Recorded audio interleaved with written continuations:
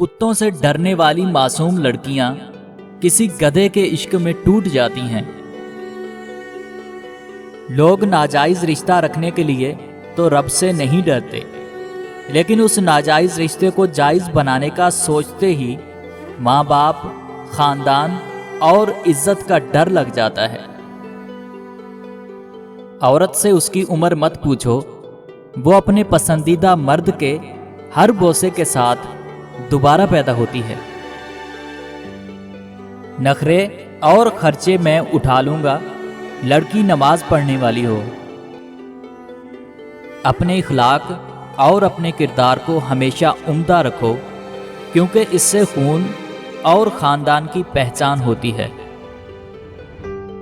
بہت فرق ہوتا ہے تعلیمی یافتہ لوگوں میں اور تربیتی یافتہ لوگوں میں۔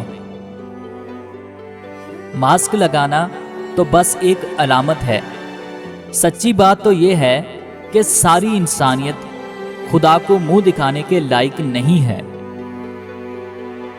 ہر انسان کی زندگی میں کچھ لوگ ایسے بھی گزرتے ہیں جو اسے نفسیاتی مریض بنانے میں کوئی کسر نہیں چھوڑتے۔